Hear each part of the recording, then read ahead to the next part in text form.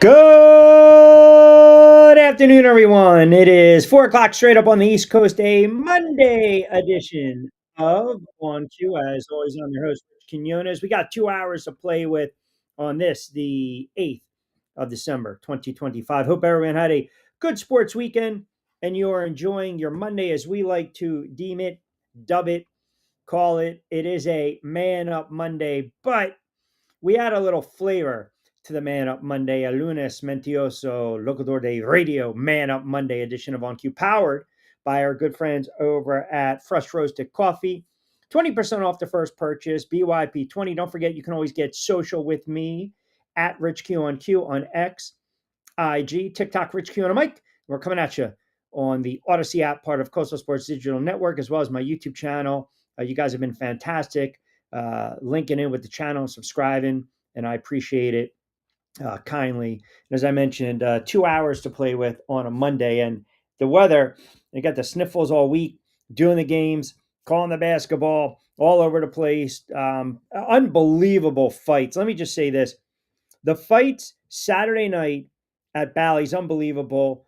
Thomas Lamana going out in style, winning his 40th career fight. It might be the fight of the year on the East Coast in Jersey. It was incredible. I'm going to post some clips on the channel, so keep a watchful eye for that. Very honored to be calling that fight. That was just aired on Millions. We got a lot of hoops as well this week, but oh my goodness, where do we start? Where do we start in the NFL? In the NFL, because as I've said many a time, even back in August, I told you guys, I warned you, I basically laid it out for you. I gave you the blueprint on why the Kansas City Chiefs dynasty was going to end, why the Kansas City Chiefs dynasty was coming to a close, why Kansas City was absolutely cooked. And no one wanted to listen to me at all. Nobody wanted to listen to me. And I'm telling you right now, at this point, you look around the NFL and you got all these young teams trending up in the AFC, and Kansas City they gave you that, that puncher's heart for a little bit last night. A game Friday, I told you, outright take the Texans. They were going to turn over Patrick Mahomes. They were going to shut down the offense. It's right there on the channel. BYP, me, and Lloyd Vance. And here you have it. Last night, the Houston Texans ended the Kansas City Chiefs dynasty. They are as good as cooked. They are done. There will be no AFC West title. There will be no playoffs, no Super Bowl appearance, nada. Yet it's over with. And here's the other thing last night. If we're really getting interested, which capped off a wild weekend in the NFL, we're going to get into all the games, trust me. But not only did we say outright, and they did win it 20-10, but how about Andy Reid doing something? Andy Reid doing something in that game that he's never done in his entire career. In that game last night, Andy Reid did something he's never done in his entire career. And this is why, when we talk about analytics, and this is why when you hear the guys like Sims or Olsen, the analytics say, you know what, analytics, schmanalytics. Like, shut up your keister. You know why? Because ultimately, you got to have a friggin' feel for the game. And you're talking about a Hall of Fame coach in Andy Reid, a Hall of Fame coach who did something he's never done his entire career as a head coach. And that spot going for it on fourth down, it was just the wrong call. The wrong call. 4th and 4, 41, and then you punt both, right? I mean, think about this. You put both of your hands, you're getting the punting unit to come in, and then you decide not, and you're going for it. There's never been a game in Andy Reid's career that he's gone for it in that situation. And let me just set it up for you. It marked the first time in his career he went for it on fourth down with the score tied in the fourth quarter overtime and with his offense inside his own 40 yard line. So Andy Reid picked the worst time to have a bad blunder in an otherwise brilliant coaching career. But it goes further than that. The Kansas City Chiefs are just an old team. There's no more magic. And you saw, when Mahomes was trying to go to Kelsey and Kelsey got leveled and the Texans got the pick 17-10, for all intents and purposes, that was pretty much it. That was pretty much it. And you guys can throw the math at me all you want, and I appreciate it. That's fine. You can throw the math, you can throw the scenarios, you can throw, you got to run the table and you need help. There's nothing that I've seen from this Kansas City team this season that has led me to believe they're going to go on a run. It's done. It's over. That dog's not going to hunt anymore. They're done. They're done. The dynasty it's over. Because that Denver game is going to have playoff implications for Denver and seedings. They might even lose to the Chargers. And then you got the Titans and the Raiders. Who knows? But ultimately, it's just they are an old team. And you just got to realize that sometimes you just chalk it up. You just chalk it up and you move on. And it was a hell of a run. And the players, like I said, Mahomes getting older, Reed getting older, Kelsey getting older. The Texans defense played really well last night. So you have to give them a lot of credit. They're a trending team going up. Obviously, CJ Stroud made a couple of, big plays. They were able to run the ball. They lost their running backs. They went to like an emergency third down back that actually scored for them last night. But it sent a message to the rest of the NFL, especially in the AFC. The AFC right now, we're starting to understand the playoff picture. It's getting a little more clear. Horrible, horrible injury for Daniel Jones. Horrible injury for Daniel Jones. I mean, I feel so bad for Daniel Jones. You don't want to see anyone go down like that. And you just knew it opens up the door for Jacksonville. I mean, Jacksonville is going to win that game nonetheless. But man, I'm telling you, that's a brutal loss. I don't even think the Colts are going to win another game going forward. So you look at what's going on with Indianapolis, the Ravens, the Steelers game. I thought the Ravens got screwed. I thought it was a touchdown late in that game. You can talk about the miscommunication with Andrews and Lamar Jackson. Lamar Jackson has not played well over the last several weeks of the NFL season. And then you turn around and you look at the Bills. And I think if anything, what we learned yesterday, Buffalo's back. Buffalo needed that win. It looked like it was going to be an ugly loss. And then all of a sudden in the snow, Josh Allen shows why he was an MVP and why he's starting to play like another MVP this season, late. And then you got the Rams and Seattle just taking care of business. And of course, Monday Night Football tonight, the Eagles and the Chargers. But as I said, I'm getting for the last several hours, Chiefs fans just coming at me. I mean, guys, you just got to move on. It was a hell of a run, man. But this is the NFL. Eventually, you're on borrowed time, and your run can be a great one. And they're going to revamp. They're going to get younger. They're going to, bring in some offensive players. You still got Patrick Mahomes. They'll be fine. They'll be fine. They'll be, maybe a playoff team. But the dominating in the AFC, it ended. That's it. It ended. And Andy Reid, he's got to know better in that situation. Like, again, this is exactly what Dan Campbell does. Yesterday was so bizarre. The Denver and the Raiders game, that game should be investigated by the FBI.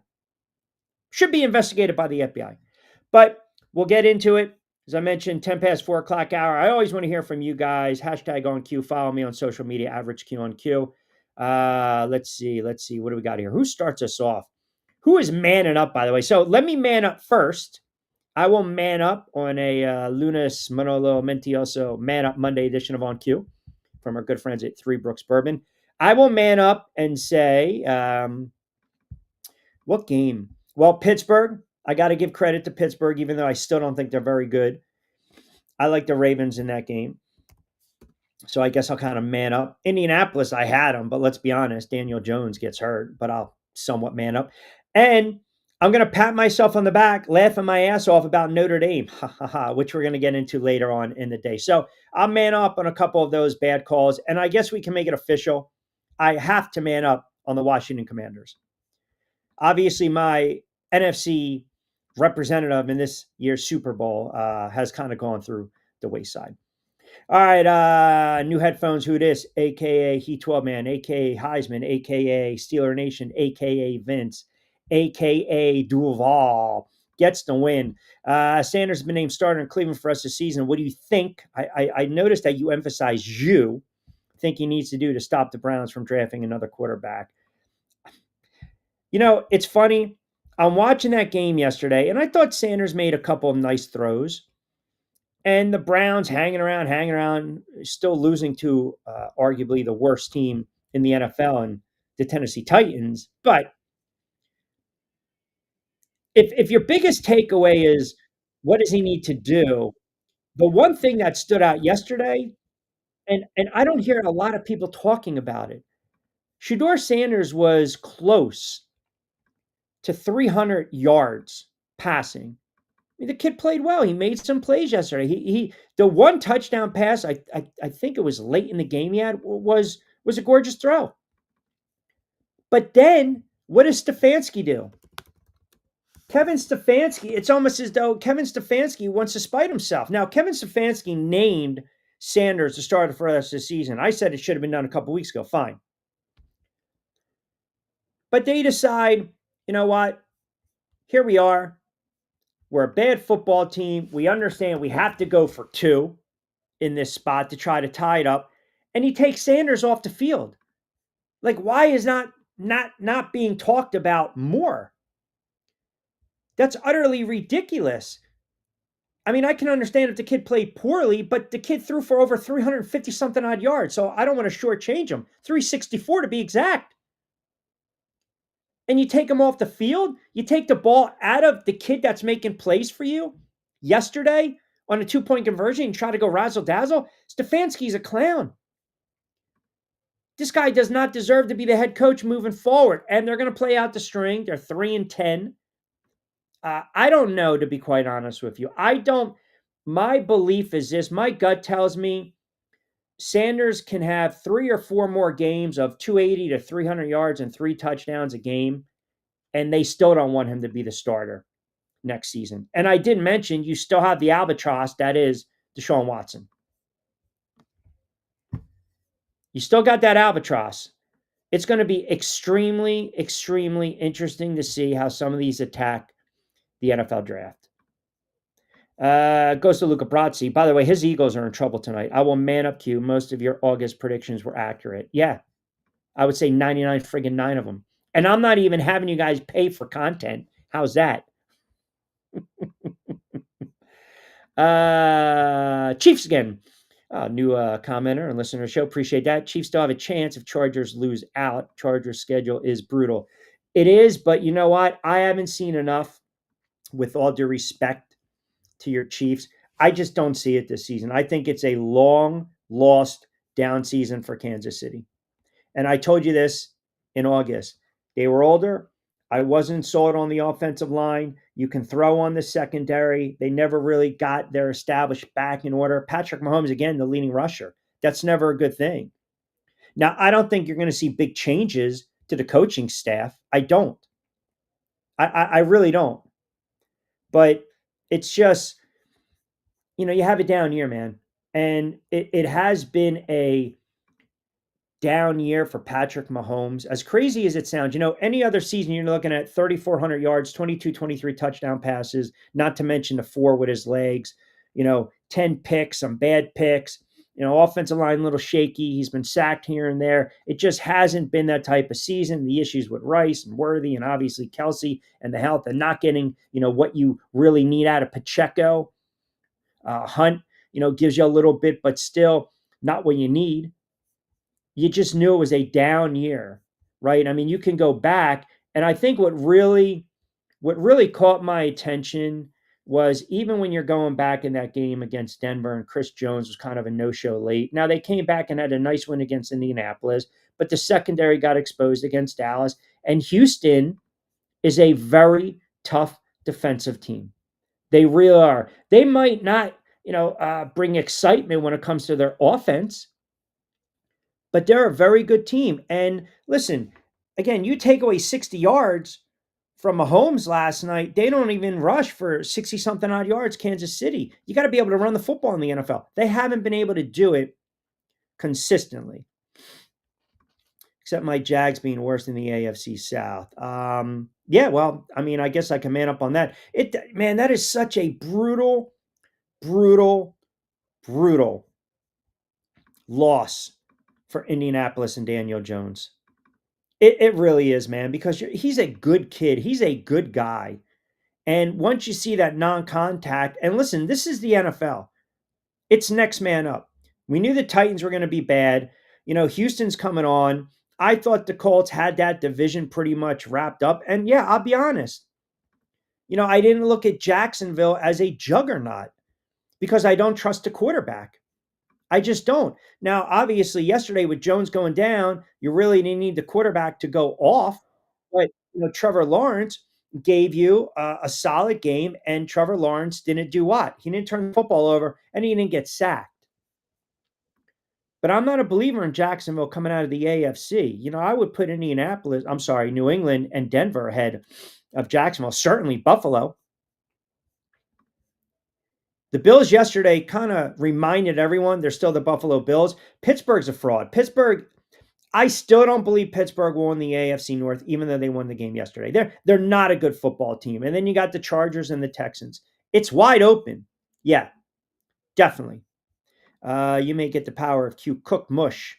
Perhaps. Now, he doesn't know about that because I'm not going to spite pick, right? I'm not going to do that. I'm not going to spite pick. Listen, you guys, Kansas City Chiefs need a lot of help, man.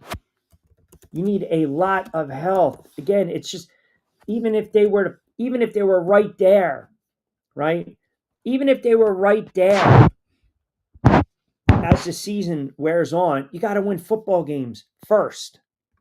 You got to win football games. They haven't been able to do it consistently. They have too many issues.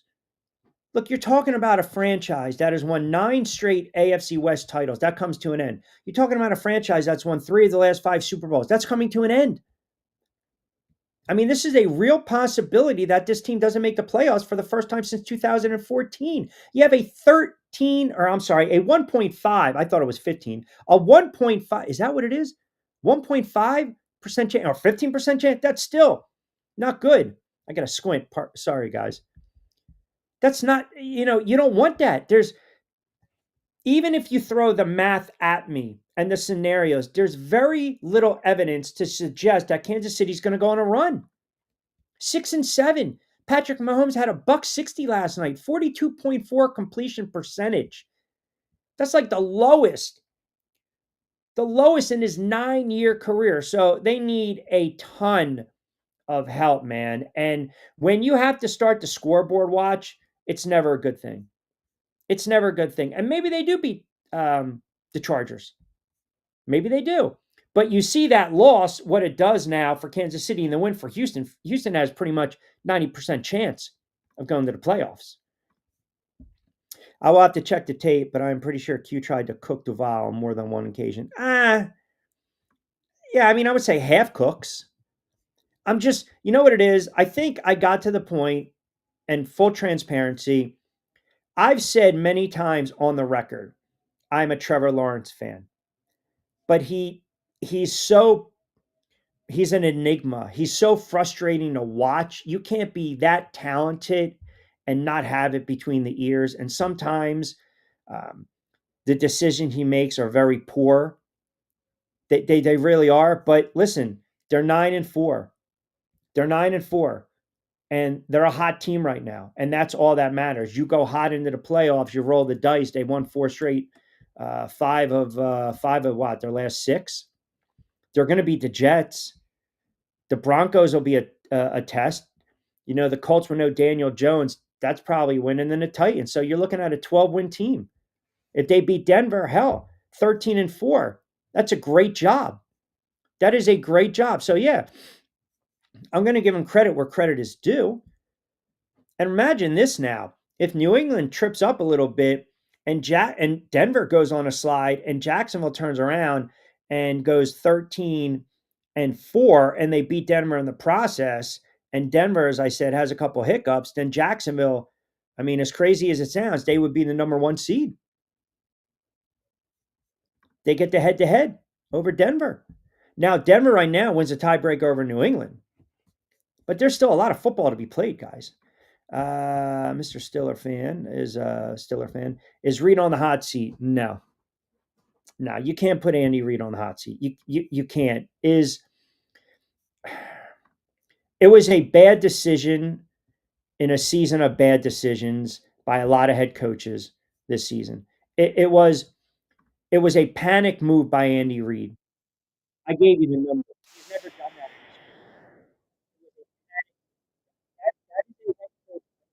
before. That it's getting late pretty early and time's of the essence. And Andy Reid, throughout the course of his career, has been known to have some of those gaffes. But that one last night, he's got to own it. And he did. He owned it. But you picked the worst time. And Patrick Mahomes had one of the worst games of his career. I mean, can we talk about Patrick Mahomes a little bit too? Now, it's not all on him, but if we're going to rip a guy like Trevor Lawrence, or we're going to get on Justin Herbert, or we're going to get on Lamar, or we're going to get on Josh Allen, and we're going to talk about their lack of weapons or offensive line or guys that are banged up, I'm sorry. You can't get Patrick Mahomes a pass either. You can't. Now, the offensive line was banged up. I get it. I understand. He played behind three backups, right? Totally understand that. Rice had a drop. Hunt had the bad drop, right? Kelsey had a drop, and you're going against an elite defense. You can ill afford to have those kind of miscues. But Mahomes also missed some throws. He missed some plays. But the 4th-and-1 from the 31 is just it's inexplicable, man. But Andy Reid, he's built such cachet up with that franchise because he's won Super Bowls with them, and he's won divisional titles with them, and he's gone to AFC championship games with them. It's a bad loss, and it's magnified because, as I alluded to, Andy Reid did something last night he's never done. He goes for it on fourth down, right, with the score tied in the fourth or overtime with his offense inside its own 40-yard line. And that move, as some of you guys are pointing out, like Kevin and Sarge and Marty already did, Q, that is called a desperate move. Yes, that is what desperate teams and coaches do. And that's not something one of your great offensive minds do. And it's a season where the Chiefs have battled injuries. And again, analytics aside, man, that decision didn't make sense. So the Greg Olsons of the world, I don't want to hear you today, right? The fans in the DMV are putting DQ on the hot seat. What have you done for me lately? What have you done for me lately? He's had a couple of very questionable decisions this year. And as I mentioned, the fact that I think Bradshaw said, what's the point of having Daniels out there the rest of the season, right? Because you already know what Jaden Daniels can do. We already saw how he emerged last year, but this year he's been battling so many injuries. And then he deals with the elbow injury. In hindsight, Monday morning quarterbacking, it's just that was a bad loss.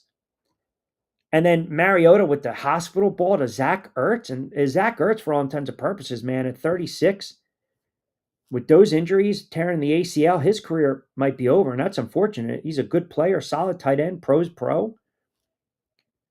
But you can't have a loss like that to a bad Minnesota team.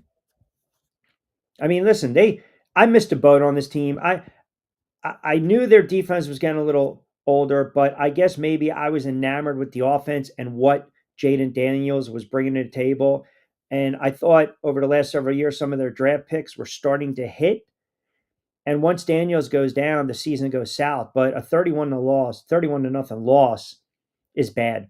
You're taking 4, 5, 6 steps back. Are they going to fire him? No, they're not. They're not. And I think the turning point, you get to the Vikings 2-yard line, you got a goal to goal. You don't get the touchdown. You turn the ball over on downs. And that was a 7-0 game. But their season was lost because of the inconsistent play and the injuries. But again, you can't give them a pass because that's part of the NFL. I mean, injuries compound the pain when you're having a bad season, and it's unfortunate. It's just a down year for Washington, a down year for Kansas City. Some of these teams will regroup, some of these teams won't. The win against a horrible defense for Buffalo means nothing, in my opinion. Good to get the win, but not a sign of a team that's going to compete for Super Bowl. Um, by the way, can we discuss the fact that Allen may not have to beat Mahomes, Jackson, or Burrow to make a Super Bowl? If they don't do it this year, safe to say he isn't the guy everyone says he is. That's where I'm going to disagree with you. Josh Allen, he's an MVP. He's trending. He's that Hall of Fame quarterback. That's on the head coach. Now, the players have to make plays, to your point, but it's a very valid point. You've got an AFC where Buffalo is not going to have to go on the road and play Kansas City. An AFC where I don't even know if they're going to have to go on the road and worry about the Baltimore Ravens. And Lamar Jackson, we're going to have to start having a conversation about Lamar Jackson too, because he has played poorly this season, also battling injuries. But to your point, right now, when you look at what Buffalo did in that fourth quarter under 8 to go, when they ripped off 20-something odd points in the snow against Cincinnati, who you see how good Cincinnati is when you have Joe Burrow. And again, man up. I said shut them down. Okay, fine. Um, but it's right there for Buffalo. Now, can the Bills go in Denver and beat Denver? Can they go in New England and beat New England? I think so. I think Denver proves a stiffer test because I like Denver's defense more than New England. So to your point, yes, there's going to be an opportunity this season where it's opened up for the Buffalo Bills. That's the type of season that we have had. The parity in the NFL. The NFL loves this, right? The NFL has no dominant teams. They really don't.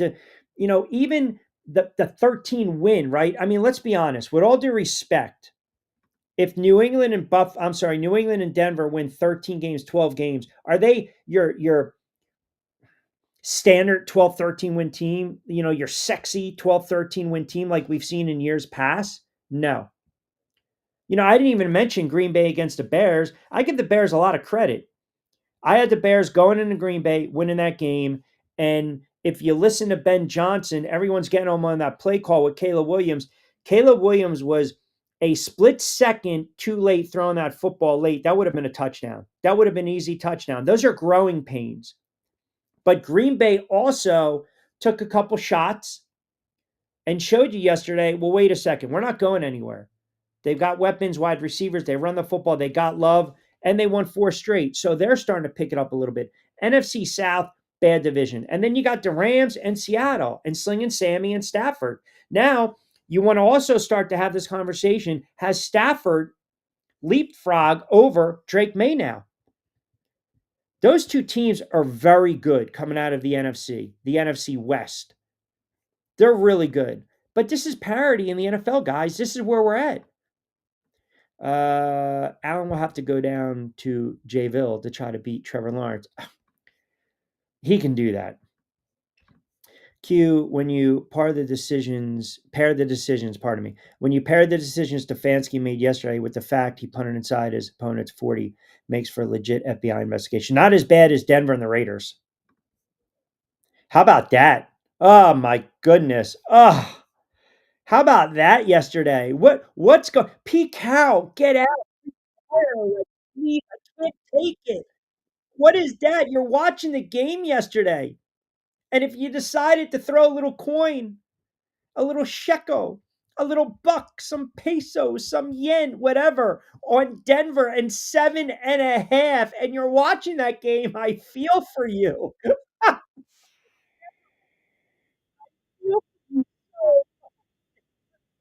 All over.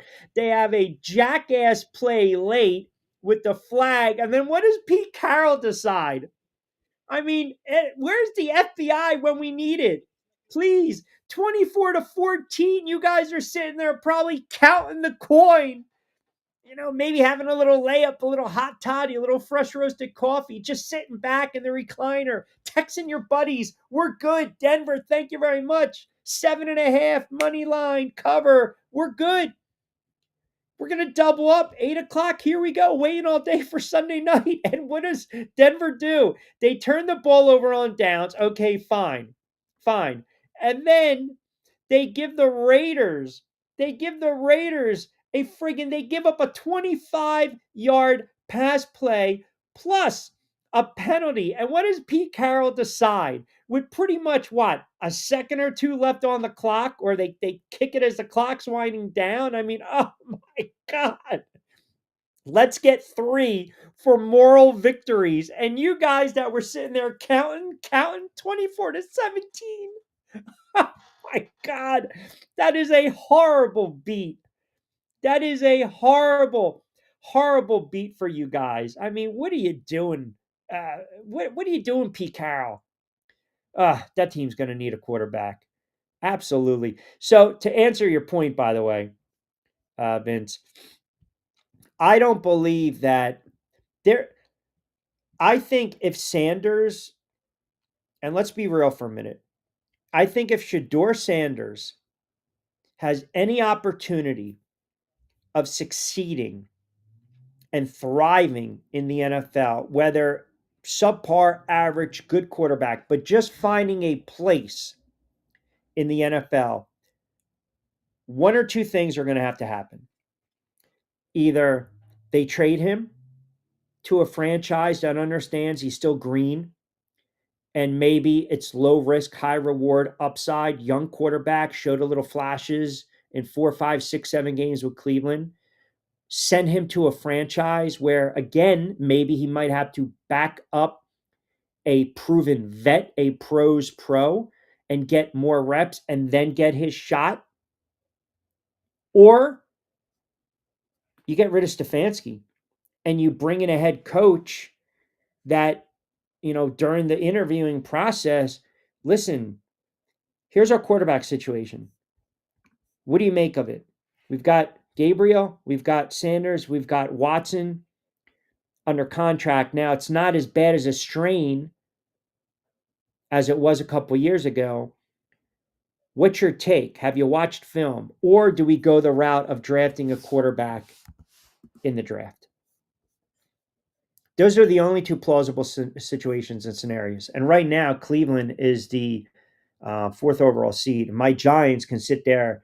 I'm not a fan of the tanking, but they've lost 7 straight, just like the Raiders, and they play each other. That game, believe it or not, can you imagine that game friggin' tied up late, or the Giants tied up late and Kafka decides let's go for 2 to get the win because you know what? I got to get a win on my friggin' resume knowing that my ass is going to get fired. This shit's going to hit the fan.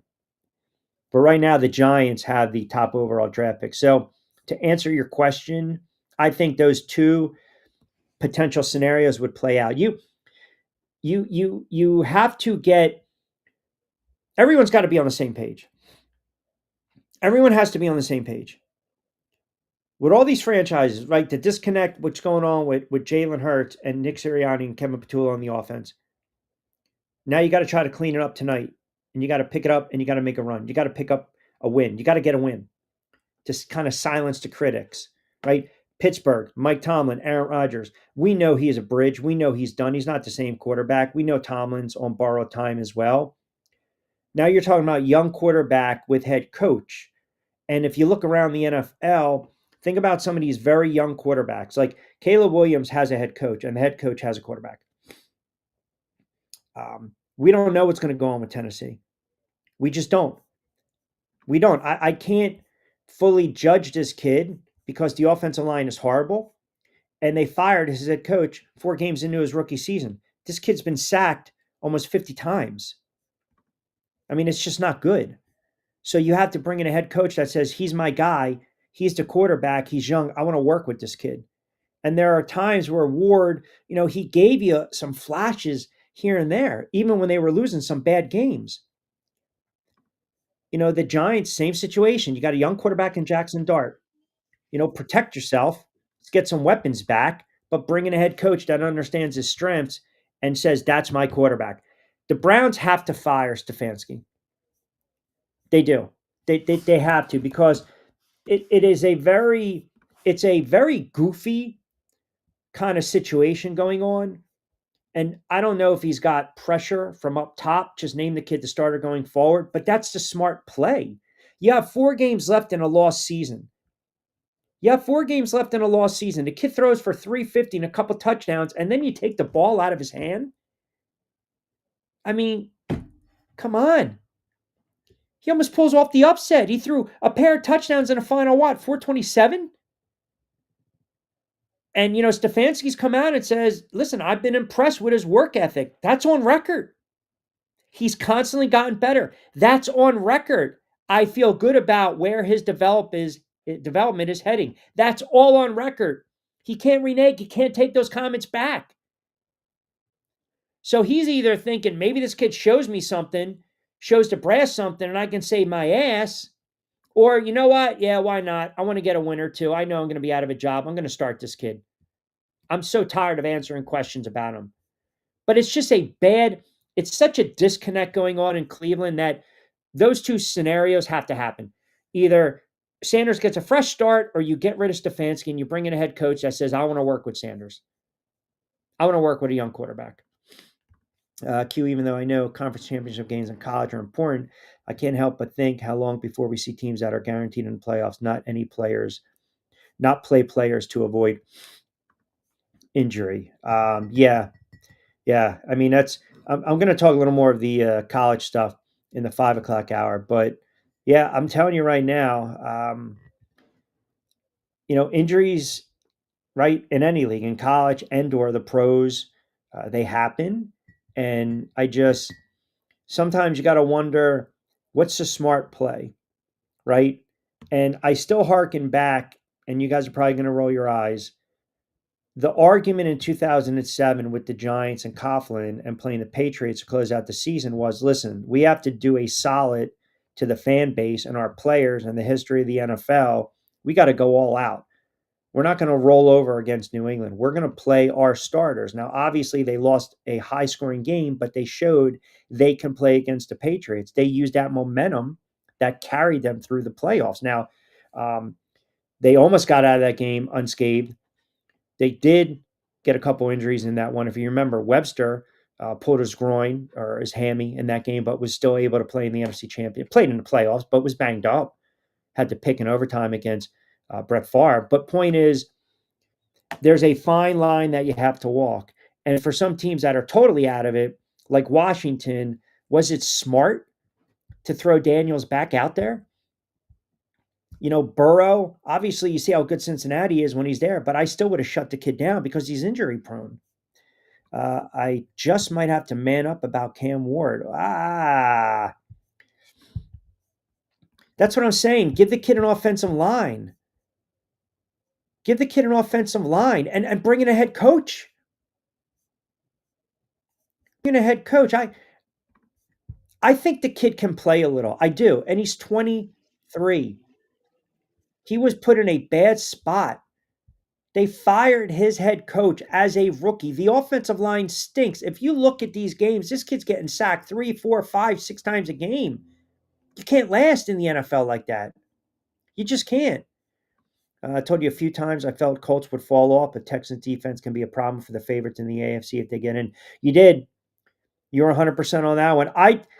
I never thought for a minute the Colts would be that dominating team. I just never felt that. I love the Daniel Jones story, but I also believed in my heart of hearts, if their ground game got shut down, then they were in trouble. Now, the injury to Jones is horrible.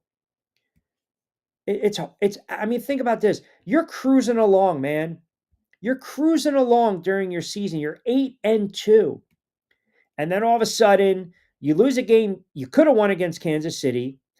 Offensively, you get shut down against the Texans, and your quarterback's playing hurt already. That's the other thing.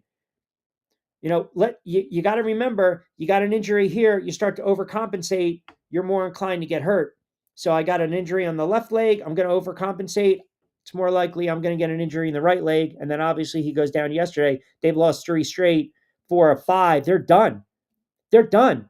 They have to go on the road against Seattle. They are going to get waxed. They have the 49ers, Jacksonville, and the Texans.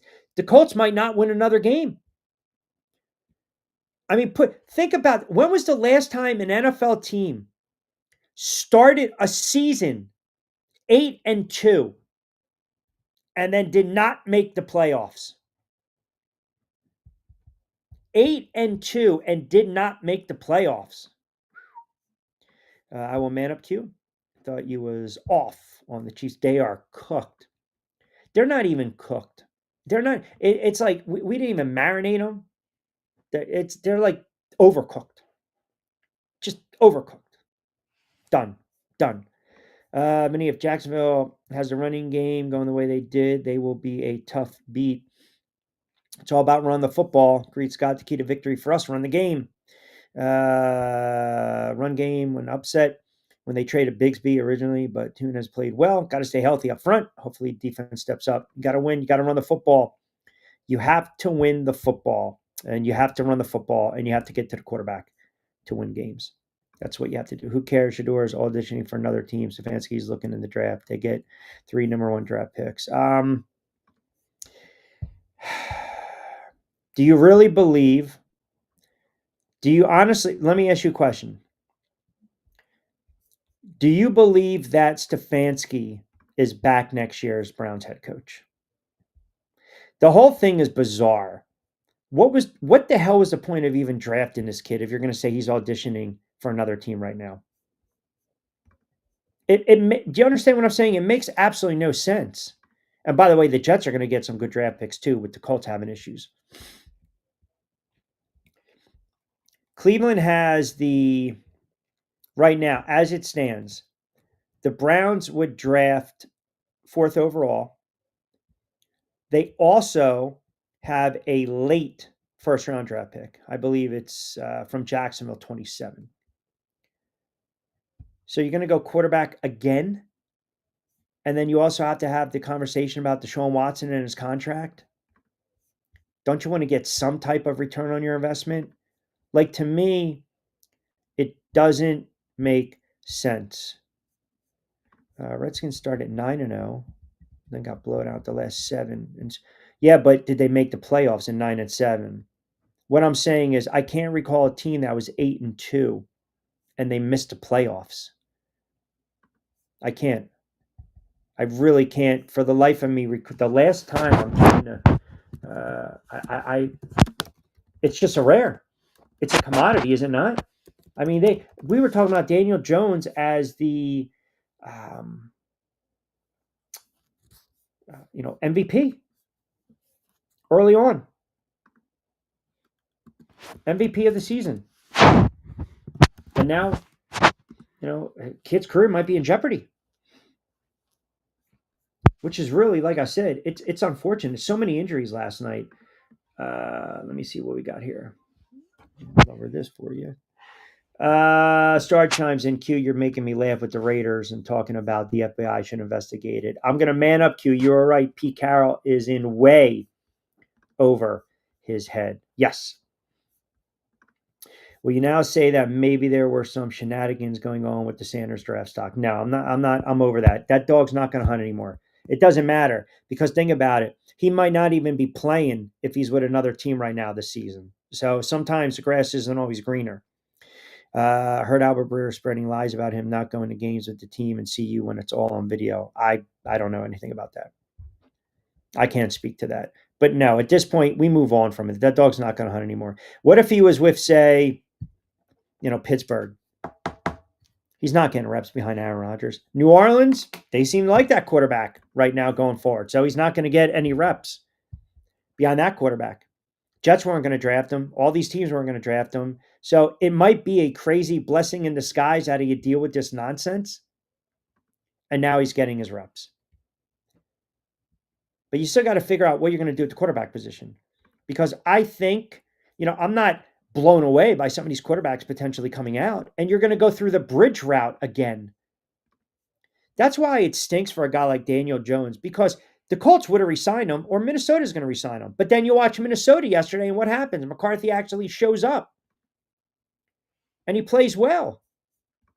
And they blow out Washington. Monday Marcus chimes in. Q, right now, if you're handicapping the AFC, would you put Denver ahead of Indianapolis? Oh, yeah. Of course. I mean, Marcus, what are we doing here? Denver right now and Indianapolis, Denver and New England, they are the two best teams in the AFC. And because of Buffalo's pedigree, and now that the AFC is kind of open with no Baltimore or Kansas City as it stands, you got to throw Buffalo into the mix as well. Indianapolis is done. This isn't reverse mush. They're not going to win another game. They're done. They're done. You lose your quarterback, you lose a backup, season's over for them. Absolutely over them. Steeler Nation chimes in. Q, you got to man up. How about my Steelers yesterday? Yeah, Aaron Rodgers, I'll give him credit. Aaron Rodgers made some plays yesterday. He did. Metcalf went off, 7 for a buck 46. I don't know what's going on with the Ravens. I don't. You got to start to have the conversation. Lamar Jackson did not play well. He's just in it. And what's crazy is the Baltimore Ravens ran for 207 yards. They averaged 5 yards a carry. And again, you go to the play calling. You go to the play calling late in the game. For the life of me, I do not understand. You're running the friggin' football. Like, why do we have to overanalyze it and overthink it? 4th and 4, that you can do a lot of variety with that. You can go off tackle. You can run the football if you wanted to. A 3rd and 3, run the friggin' football. You got Derrick Henry. That last drive by Baltimore was horrible. Horrible. They had so many missed opportunities in that game. It was absolutely ridiculous. It really was. And they did absolutely nothing the first quarter. Aside from the field goal, punt. And then Lamar Jackson had to pick and blink. And then you're down 17-9. And then they panic. And then what does Harbaugh do? Let's abandon the run. And you have a very good back. He's not having the type of year that he had last year, but you have a very good back in Derrick Henry. And I thought this should have been the week where he goes off. He didn't. They gave him 25 touches, and he had to work for 94 yards. And that's like right around 3.8 yards a carry. So like I said, man, it's, these coaches sometimes, they overanalyze. They absolutely overanalyze and they make life difficult. You have to just coach with your gut. We saw it last night when Andy Reid. We saw it on Thanksgiving. We saw it with what was going on with Dallas. We saw it with Dan Campbell several times. Saw it with Dayball earlier in the season with the Giants. See it with Nick Sirianni at times. You got 4th and 2, 4th and 3, 4th and 4. Sometimes you got to let your best player go out and make a play, or you just got to stick to the basics, man. We're running. They did it yesterday in the Bears game. The Bears are starting to pick up the run. They're picking up the run. They're getting chunk plays, 4, 5, 6, 7 yards a carry. Then for some reason, what do? They throw 2 straight times. I understand you're setting up the run for the pass and play action. But sometimes you don't have to overthink it. Washington is that bad. We need a division game for Juggernaut to be passed on. McCarthy. Listen, they had so many injuries. It's just not their season. It was a great season last year, but you knew even the first 3 or 4 games into the season, something was off. And here's the irony. Last season, Washington's their whole mentality, the aura of the franchise changed when they beat the Bears with the Hail Mary. And the Bears just went south. I don't think they won another game. Well, this year, Washington had the Bears beat again, and the Bears win, and now the Commanders have dropped, 7 straight? 8 straight? They haven't been competitive, but they're not going to fire Dan Campbell. They're not. And I think the Giants are a very slim favorite. Then they got the Eagles, Cowboys, Eagles. I can see them beating the Giants, even with Mariota, because the Giants are not a good football team. They're not beating the Eagles. And I don't think they're going to beat the Cowboys. Now, the Eagles pretty much would have won tonight. You put all the pressure on Dallas, you pretty much have won the NFC East. But I don't see or envision a scenario where Washington goes 4-13 and they fire Dan Quinn. That's a year removed from going to an NFC championship with a rookie quarterback. You just don't do that. It's just a down season. Look, do I believe Kevin Stefanski should come back as head coach for Cleveland? I don't. I'm not really enamored with Stefanski. But for some reason, Browns fans come in and they tell me this guy's a great offensive mastermind, this, that, the other thing. Okay. He's not my cup of tea. Do I think McDaniel is going to last now in Miami? I do. And, Miami all of a sudden, they won again. And by the way, we nailed that game on Friday. I was so confident. I told you guys, watch that game, especially in the second half, because you're going to start to see the Jets make business decisions. And that's exactly what they did. I mean, because Miami struggled so earlier in the season, they have so much ground to make up.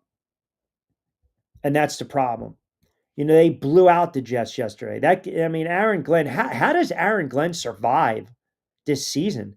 The Jets are horrible. They're not even competitive. They are not even playing hard for their head coach. And then conversely, a couple weeks ago, Mike McDaniel on the hot seat. Miami Dolphins were 0-3. They no-showed against Indianapolis, no-showed against New England, got outclassed by Buffalo. They beat a bad Jets team. They lose 3 straight. They're sitting at 1-6, and myself included, along with everyone else, was saying, get rid of the head coach, trade all players. Tua doesn't have it anymore. Now they won 4 straight, and they're 6-7, and they're mathematically alive. So that's a really good job by Miami when I thought they were pretty much left for dead. T in South Philly chimes in. Q, any thoughts on the game tonight? You're going to hold it for the 5 o'clock hour. Yeah, just, again, you got an hour to play with. A couple initial thoughts. I know the Eagles, West Coast, always a tough trek, right? Laying 2.5. But, an overview of a game like this is pretty much a lot of times when there's the noise, the whispers, 2 bad losses by the Philadelphia Eagles. Now you have to see about that championship DNA, right? Defending Super Bowl champs. You had a nice little 4-game winning streak, albeit, you beat 2 bad teams in the Vikes and the Giants. Defensively played much better against Green Bay, had a nice win against Detroit. You blow a 21-point lead to Dallas, and then the Bears run all over you.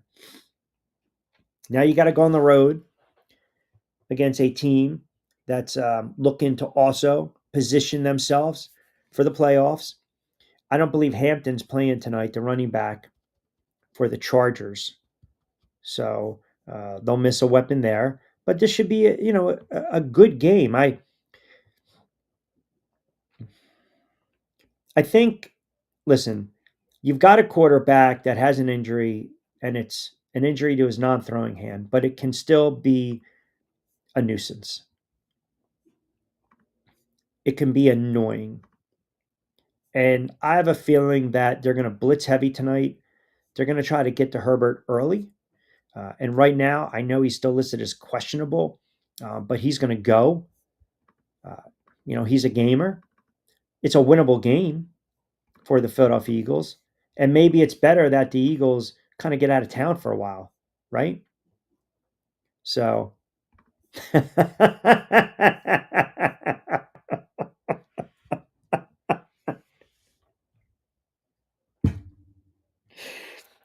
That's really not accurate. And that's not fair, by the way. That's lowbrow. I was getting hammered the other day with all these new Cowboys fans chiming in. So, you don't have to sit there and say the spite fic.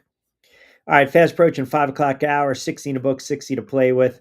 A lot more comments coming in. Lloyd's going to join me in the 5 o'clock hour. We'll run through the NFL. Got a lot of you guys tweeting at me as well, at Rich Quinones. Don't forget, get social with me. We're powered by our good friends over at 3 Brooks Bourbon. Get ready with tea. Fresh roasted coffee, 20% off your first purchase, BYP20. Played Against Sports, 2 locations, Defford in South Jersey as well. And as I mentioned on social media at Rich Q on Q, X and IG, TikTok, Rich Q on Mike. Subscribe to the YouTube channel if you guys haven't already done that as well. All right, we'll come back on the other side and we'll debate the merits of spite picking or not. Lloyd's going to join me as well on the other side. Quick timeout. We'll be back in 30.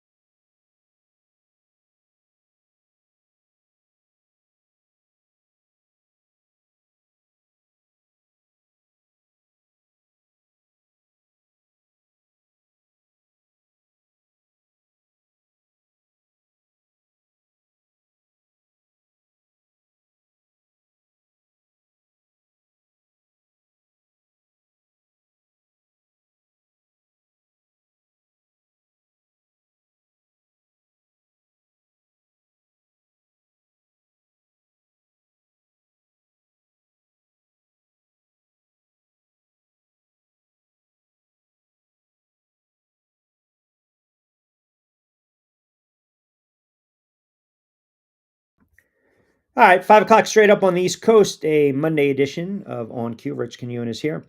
Hope you guys had a good sports weekend and you are enjoying your Monday. You got a little Monday Night Football tonight. Chargers and the Eagles. We'll get into that game in about 20 or so. We'll give you the picks and plays. A very good weekend. If you missed the Friday drop of Back Your Play, a nice little run of games that Lloyd and I had. And you're starting to see too with these defenses late kind of rolling over. You're gonna hit a lot of overs. Saw it in the Cincy game, Tennessee game, the Dolphins game, the Saints game. By the way, nice win by the Saints. I mean, Tampa's in trouble. Sorry, they're my man, gas pump guy. Jacksonville, that hit the over. The Steelers and Ravens, that was actually at 43.5. That goes over. Broncos game went over. Bucks game went over. The Rams went over by themselves. The under was in play last night, and obviously 38, 39.5. It hit 30. So the overs, these offenses are just going off the charts. Mel chimes in Q. Do you think now that Stafford has had another couple of big weeks under his belt, aside from the Panthers' loss, he jump starts his MVP conversation again? I think Stafford, I think it's very compelling when we look at the MVP odds. I can also now start to maybe put Josh Allen in that conversation. I can put Jordan Love in that conversation. Jordan Love played very well yesterday, so his odds have gone up. So if you think about it, it's going to be a quarterback this year. There's no Saquon. Forget about Taylor. Forget about Henry. CMC, it's not happening, even though we debated it last week. It's Stafford, Love, Allen, and May. That's it. That's really it. Dak Prescott played himself out. Daniel Jones is hurt. Burrow's been inconsistent and hurt. Lamar Jackson, inconsistent and hurt. Jaden Daniels, just a debacle of a season. It's those four quarterbacks. Those are your four quarterbacks. And listen, Stafford threw 3 more touchdowns yesterday. So right now, the Rams back up top in the NFC, and he rebounded big time. He had a bad game against Carolina. He had 28 touchdown passes, throws his first pick, then throws another one that's a pick 6. So now he's jumped ahead of Drake May at plus 200 to win the MVP. May, they didn't play in week 14. They had to bye, which this is what I hate. You have a hot quarterback and a hot team in New England. They have to bye. The kid's got to sit and watch. And now all of a sudden, that hurts his MVP case. So he goes from minus 135 on beating the Giants in week 13 to now 2-1 after Stafford lights it up against a horrible Cardinals team, which we told you that game grabbed the Rams in the points and the over. Jordan Love's at plus 1,000 and Josh Allen is plus 1,500. And they both played exceptionally well on Sunday. So I would take a flyer on Jordan Love and Josh Allen. So follow me for a second. The Rams are 10-3. Seattle's 10-3. Stafford's going to keep playing, obviously, because you're trying to lock up the division and the number 1 seed. So Where we're going to see if his odds take any type of hit is when they go on the road to play Seattle. If they beat the Lions and beat Seattle, they're going to run the table. That means he's going to beat the Falcons. They're going to beat the Cardinals. They will be a 14-win team. And right now, Stafford's numbers, his projections, if you look at his overview, this is his numbers for the season. This is ridiculous. Matthew Stafford is on pace to throw for 4,400 yards, 46 touchdowns, and just 5 picks. And 2 of them came against the Panthers. And he's 37 years of age.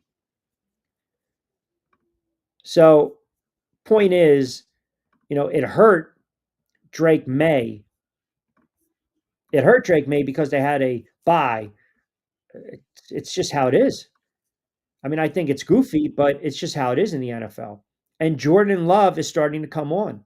Like Jordan Love, I know there's a lot of football fans out there that are not overwhelmed by Jordan Love. I think at times Jordan Love is a enigma as well. His numbers are not like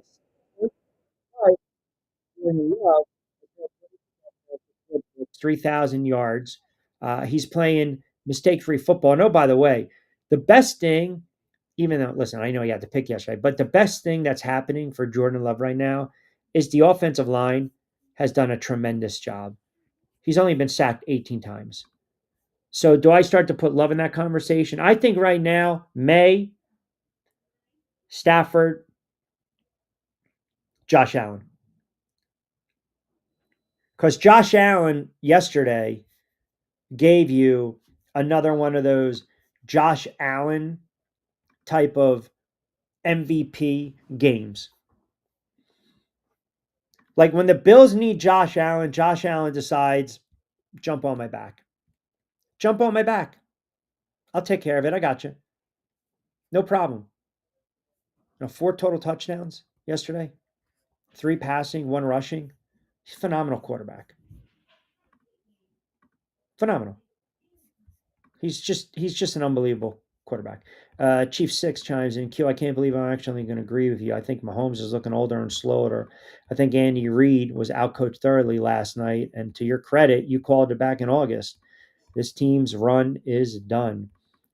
It's done, but the beauty of the NFL is you can turn around and you can retool fast. You can.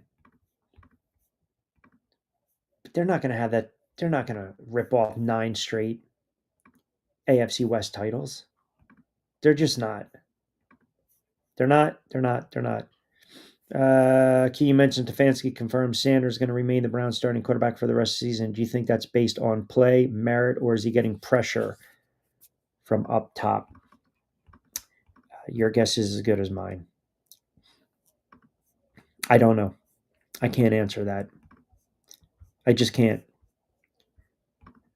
Mike in Ohio chimes in. Q, I'm a big Browns fan. Was excited for Sanders yesterday. I thought the kid played well, but to your point, why in the world did the head coach take the football out of his hands on that 2-point try? Again, I feel like I'm, giving you guys the yearbook answers. I just honestly, I don't know. There's no reason to try a gadget play like that, but that's what he did. All right, 5:05, quick timeout again. We'll come back. We'll reset the table. Lloyd's going to join us, and we'll talk some NFL with him. We'll run through these games as well, and we'll get you through some of the top NFL stories of the day. Plus, sprinkle in a little college football as well. Ha Notre Dame, go take your crying somewhere else. What a bunch of sour grapes and sore losers, the Fighting Irish. All right, quick timeout. We'll come back.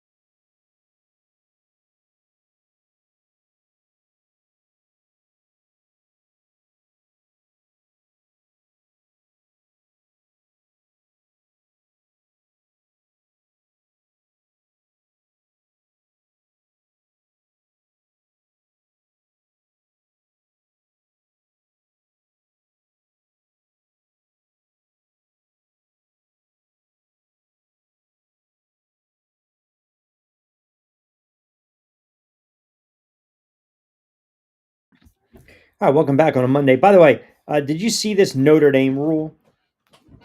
What a bunch of crybabies the Irish are. And I told you they listen. I had no problem with them not getting in, but apparently, if they're in the same position next year, they don't have to worry about the CFP snub. So if they're ranked in the top 12 by the committee, they're guaranteed a spot in the CFP bracket per memorandum of understanding signed by CFP officials. Irish athletic director Peter Bevilacqua told Yahoo Sports. Miami, which I said deserved to get the final at-large berth, which they did on Sunday.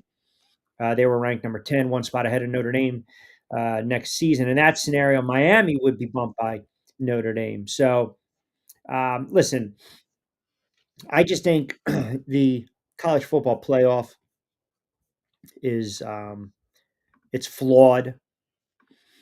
It really is. But like anything else, still got to go out and win these games. That's a horrible loss for Ohio State. I mean, come on. Horrible loss. And then Georgia just ripped through a fraud Alabama. And then Duke got the win over Virginia. Go figure. In overtime. Go figure. But yeah, CFP is flawed. Definitely flawed. All right. 5:10 on this very busy uh, Monday edition, a man up Monday edition of On Cue, as we like to say, a Lunes Mentioso Logador de Radio Man Up Edition, where not a lot of you guys have been manning up. That's what's disturbing. Like you come on, you man up, you say what you have to say, you take your medicine, you take your lumps, and that's the way it should be. Like when someone goes on the air and they say in August that a team that has reigned supreme for 10 years will not win the division, not make the playoffs. That said, co host, contemporary, good friend needs to come on the following day when it all falls into place and say, you know what, Q, I will man up. You were right. I was wrong. Welcome aboard, our good friend Lloyd Vance, host of Lloyd Vance's Insider Football, every Monday night, 8 to 9, SR 1029 FM The Game. Also, co host of Back Your Play, which, again, we dropped that sucker on Friday. Already 3,200 downloads. It re aired Saturday and Sunday on TV 48 WWO. And probably because I said the Texans are going to win the game outright. And Lloyd Vance said, not so fast, Q. What's going on, my friend? I'm doing good, man. I'm choking on my humble pie. Well, listen, I don't think it's you don't need to choke on the humble pie. I understood exactly why you thought Kansas City was going to win that game, and you laid it out, and I laid it out, and Mahomes didn't play well. I am curious to get your thoughts on Andy Reid going for it on fourth down. I mentioned on the air in that spot in that scenario, he's never done that in his career before, and to me, that reeked of a desperate move, a panic move from a head coach trying to you know, just throw him a lifeline, right? I mean, they were on life support last night. And he was trying to resuscitate the Kansas City Chiefs. Yeah, Q. It's a situation where it's just like he was desperate. It was 10-10 at that point in the game, and Andy Reid, you could see that he was searching to find something, and something's been amiss with this team. And as you've been saying all along, it's just not going to get better. And I always thought, okay, they'll make adjustments in terms of Mahomes and Andy Reid. They always find a way. Nagy and Spagnuolo on the defense, but they just have too many holes, Q, and in particularly it's up front. That injury to Wande Martis, right, what's the first series of the game? He gets hurt left tackle, and he Yeah. came in for Justin Simmons, and it just was downhill from there. No Jawan Taylor, no Simmons.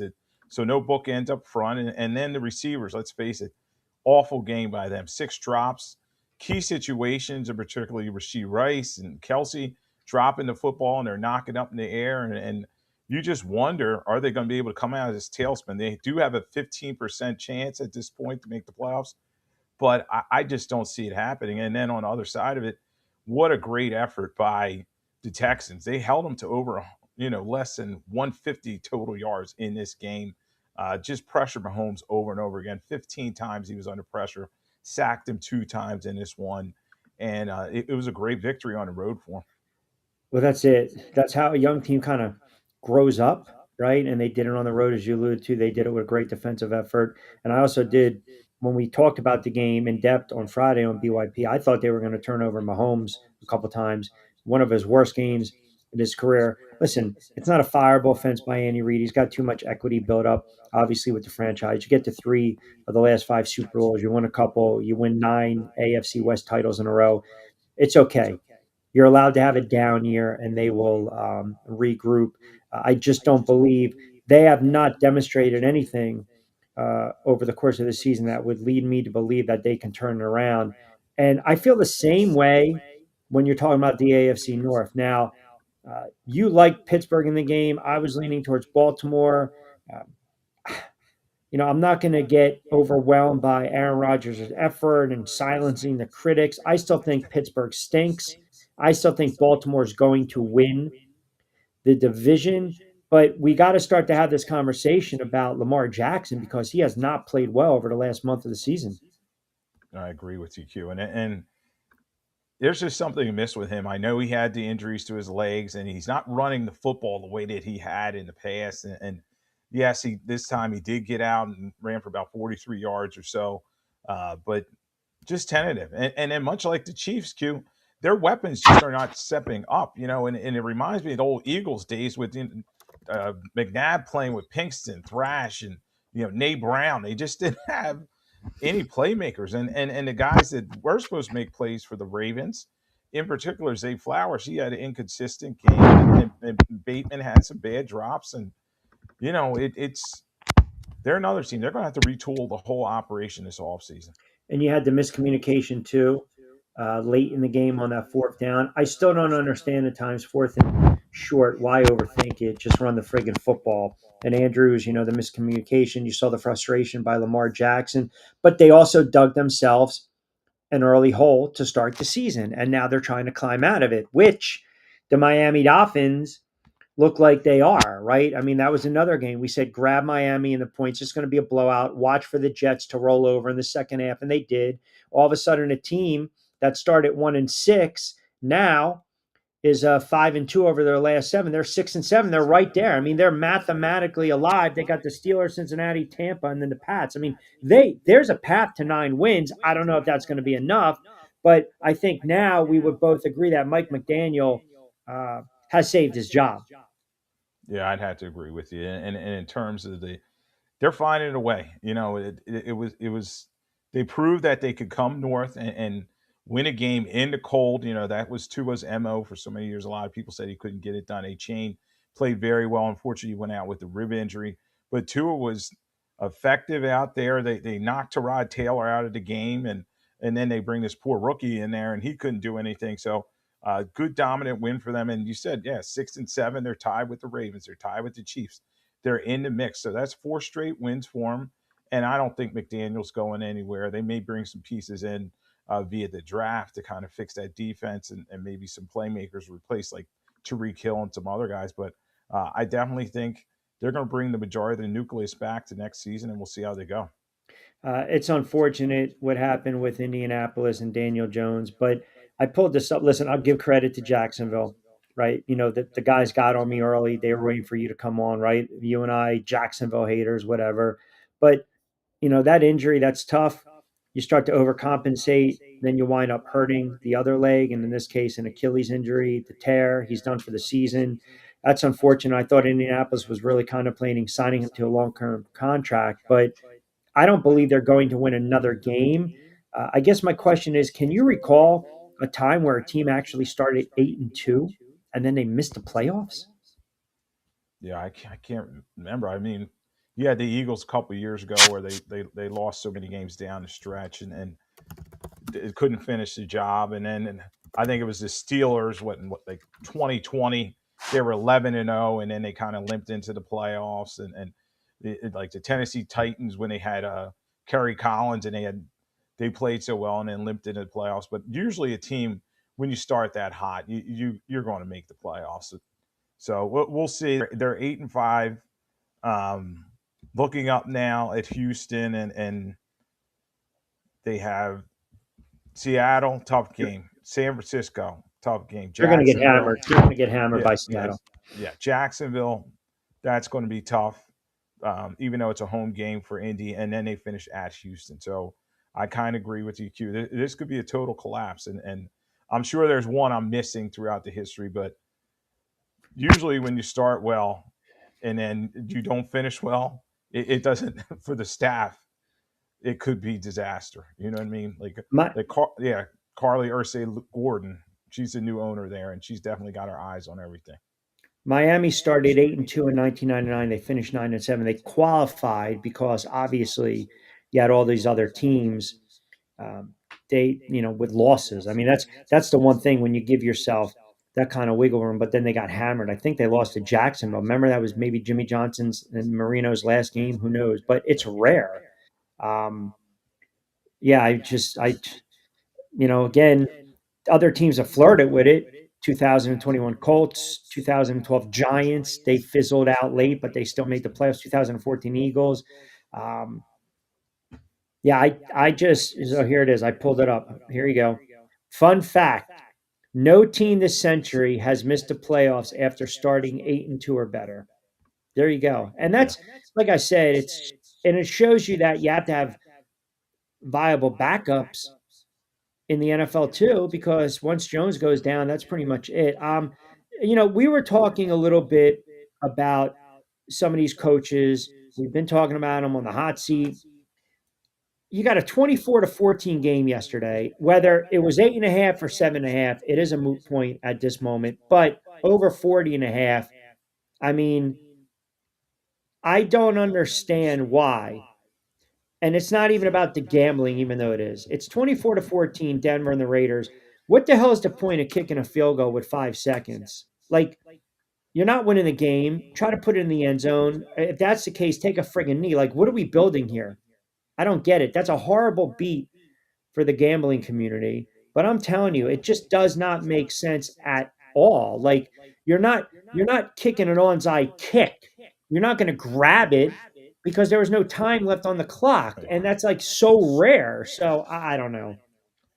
Maybe Pete Carroll's just like one of them old school guys. Like, all right, let's just get something going. It'll be continuity into our next game or something. But it was just weird because they were, they got in that 2 minute hurry up drill. They're driving down the field, and you're looking, okay, maybe they'll tie it. But then you're like, no, this field goal is meaningless. Yeah, Other 20 than seconds, 30 seconds, 15 seconds, and then you try and onside, and you have an opportunity for a Hail Mary. Maybe you get a flag if you recover. That's one thing, but come on.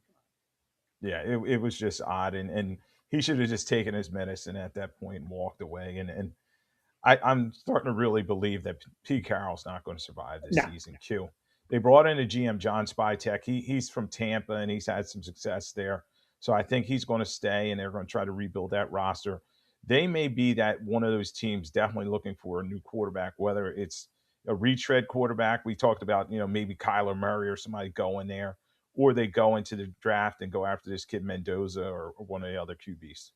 Oh no, he he might not want to come back, right? Pete Carroll, and Right. they need a quarterback. They do. Um, you know, Speaking of the quarterback position, we saw some good quarterbacking play. I want to talk a little more about that Bears and Packers game. The Bears um, hung in there. Obviously, the Packers get that late touchdown. Bears have an opportunity. I don't know. Again, miscommunication. I think Caleb Williams just split second faster. That's a walk-in touchdown. He's got the receiver in the back of the end zone, I should say. But they lose 28-21. What was your biggest takeaway from that game? Yeah, it was an enjoyable game, Q. It was back and forth divisional game, and you saw there's a lot of fight between these two teams. They one of the longest rivalries in the National Football League, if not the longest, and they had some guys step up in key moments. Particularly, Jordan Love was hitting all those deep passes down the field to Christian Watson, and then they were running the ball very effectively. Jacobs and the backup, they were hitting the holes and they Yeah. were controlling the clock and defensively, they didn't sack Caleb Williams a lot, but they got after him a lot. He was under pressure a ton. Uh, he showed me a lot in terms of he just kept making plays. He stayed the course, and yeah, that I was thinking overtime. The way they were driving that football, I said, okay, they're probably going to go overtime or go for two. You're right. He just probably put too much air underneath that throw, and Nixon accelerated on it and had the nice pick. But he played with a lot of moxie, and it's going to be fun to see these two teams play in a couple weeks, and it'll probably be for the division. 5 TDs in the last 4 games for Christian Watson, so he's coming on a little bit. Indie Junkie 6 on X Chimes and Q, always enjoying the conversation. How about this? The fact that the Colts season imploded basically the moment they pushed our chips in the middle of the table with the sauce trade is surreal to think about. That's true. And he got banged up too. That is true. But listen, sometimes these teams choose to go kind of all in. I guess the problem with that at times is you got to have the horses to kind of back it, right? And I thought yesterday the Bills kind of reminded everyone in the NFL, okay, hold on, not so fast. We're right here. By the way, that tackle Morris suffered a season-ending knee injury last night against the Texans. But how about Buffalo, right? They're down. You're like, oh my goodness, here we go. Sean McDermott, Josh Allen can't get it done, and then they get 21 in the snow and they roll in a very entertaining game against Cincinnati. If you like those kind of high scoring in the snow type of games, I mean, I shouldn't say they roll. It was 39-34, but for all intents and purposes, they pretty much, took care of Cincinnati late, and Cincinnati just made it somewhat close, but it was too little too late. 39-34 Buffalo.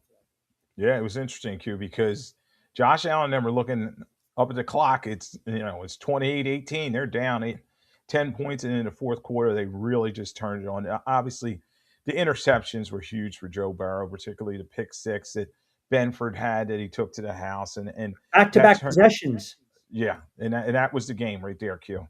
And then Josh Allen, you got to tip your cap to him. I mean, he puts on the Superman cape over and over again. That 40-yard touchdown run just showed his grit and determination, and he's getting down the field, taking it to the house. And now they have Cook that helps them, and maybe they'll find somebody, whether it's Coleman or Shakir, one of these other guys to kind of step up. The tight ends had a good game as well. You kind of got to give them a shout out. And that defense is getting healthier, but I still don't think they're going to catch New England, but they'll be a very dangerous wild card team. But that's what I was going to ask you. Do you? And a couple of the commenters brought up great points. And I want to give them credit because they chime in and they hang in there every day for 2+ hours. Vince mentioned that, to paraphrase, think about the AFC this year. Buffalo's not going to have to go on the road to play Kansas City, and they're most likely not going to have to go on the road to play Baltimore. I mean, it's there for them. They're a veteran team, playoff tested team. Even if they had to go on the road against New England or against the Texans, Jacksonville, Denver, you got to like their chances. Yeah, Q. And we always look at the quarterbacks once the playoffs start, and Buffalo's got the best quarterback by far. And these other teams have young guys who really you're wondering, how they're going to do on the big stage when the bright lights are on. Yes, New England has that win over them, and they've been playing well all season. But the playoff games are different, and Josh Allen's been in a ton of them. He's a guy that knows how to get it done, and it's going to be fun to see who they end up playing, on the road, especially if it's Pittsburgh. Let's face it. Pittsburgh's leaking oil, as you said. They won the game over Baltimore, but there's always question marks, and particularly the touchdown, that wasn't with Should have been Isaiah a Likely. touchdown. Should have been Yeah, a touchdown. I was relooking at it today on all 22. That they got to call that a touchdown. He took the necessary steps, and then they took that away from him. And then there was also the interception. The ball went up in the air, and they're all wrestling for it. And then inexplicably, the Ravens come out of a pile with it, and then they're saying no, Steelers ball. So that refereeing crew, they need to look at those guys and kind of make some adjustments with them. But when it's all said and done, hey, this is probably Buffalo's best chance because, as you said, probably no Kansas City, probably no Baltimore in this one, and they got to. It's time. It's time for them to take that step up. And no Indianapolis because there's no Daniel Jones, who is playing like an MVP. I still look, man. The more I watch the Rams in Seattle, they're legit. They can score a lot of points. I don't know why people are not giving the love to Seattle and the way Stafford, even though he stubbed his toe against Carolina, he's bounced back. in emphatic fashion.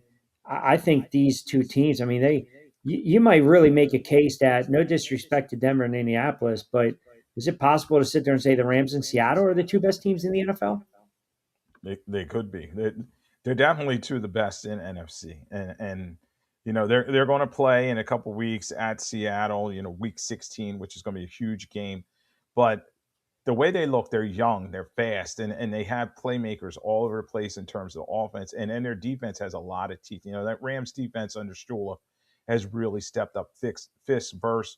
Landman's doing a great job in the middle for them, and then Durant and the rest of the guys in that secondary. So they're a scary team. And then Seattle, as you said, a lot of people don't remember them up in the Northeast, and but they have a Northwest.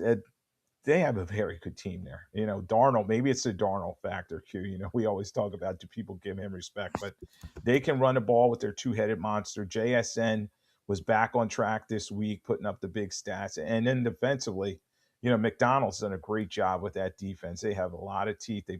They block the punt in the game. They just find different ways to take away the football and help that offense out.